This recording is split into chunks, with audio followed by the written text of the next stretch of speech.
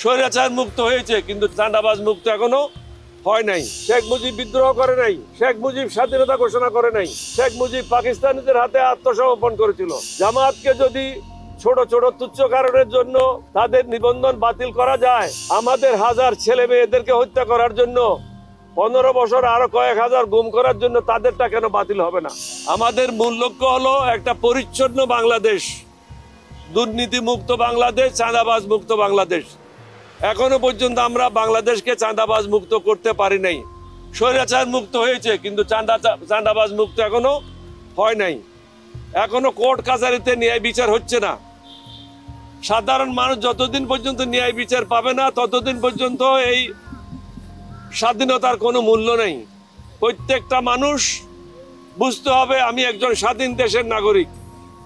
সেই বিবেচনায় রেখে আমরা 83টা প্রস্তাব দিয়েছি। এই 83টি প্রস্তাব ওনারা যদি ভালোভাবে গ্রহণ করেন, তাহলে একটা পরিচ্ছন্ন সরকার বাংলাদেশের সামনে আপনারা পাবেন। এখানে সাধারণ মানুষের দুঃখ দুর্দশা আর থাকবে না, দুর্নীতিমুক্ত বাংলাদেশ হবে।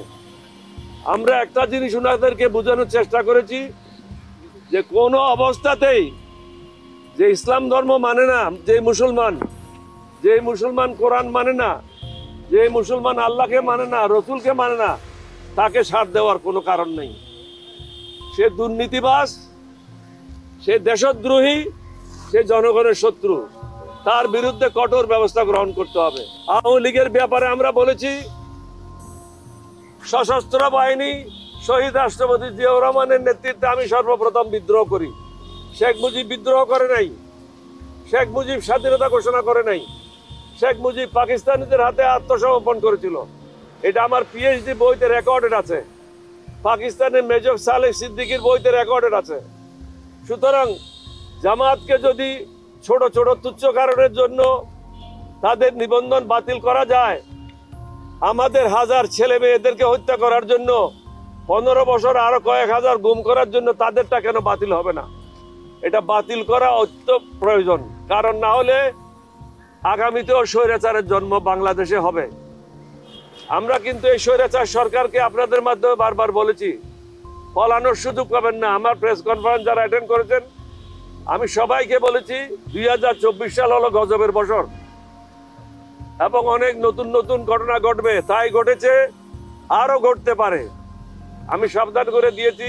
অন্তর্বর্তীকালীন সরকারের প্রধানকেও বলেছি আপনি এখনো বিপদ মুক্ত নন। এখনো যারা ষড়যন্ত্রকারী তারা ষড়যন্ত্র করে যাচ্ছে। যারা হাসিনার পদলেখী ছিল তার লোটা উঠাইতো, তারা এখনো চাকরিচ্যুত হয় নাই। তাদের বিরুদ্ধে দুর্নীতির অভিযোগ নিয়ে কোনো তদন্ত শুরু হয় নাই। একজন লোককে শুধু এক জায়গা থেকে অন্য জায়গায় পদ বদলি করলে সমস্যার সমাধান হবে না। যারা প্রকৃতপক্ষে দোষী, দেশের শত্রু, জনগণের শত্রু, তাদেরকে জেলে নিক্ষেপ করতে হবে, তাদের বিরুদ্ধে কঠোর ব্যবস্থা নিতে হবে। তাহলেই এই দেশের মানুষ শান্তিতে ঘুমাইতে পারবে। এখন শান্তিতে ঘুমাইতে পারছে না। আমাদের লক্ষ্য একটাই, একটা সুন্দর বাংলাদেশ গঠন করা। আমরা মুক্তিযোদ্ধা, আমরা ওই ধরনের শুধু ভারতে গিয়ে রিফিউজি ক্যাম্পে থেকে মুক্তিযুদ্ধ না, আমরা যুদ্ধ করে মুক্তিযোদ্ধা হয়েছি। সুতরাং এই দেশের জন্য আমাদের থেকে বেশি প্রেম কারো থাকতে পারে না, এই দেশের মানুষের জন্য আমাদের থেকে বেশি প্রেম কারো থাকতে পারে না। অবশ্যই কঠোর হস্তে দমন করতে হবে এবং আমরা বলেছি আমাদের পক্ষ থেকে পূর্ণ সাহায্য সহযোগিতা থাকবে।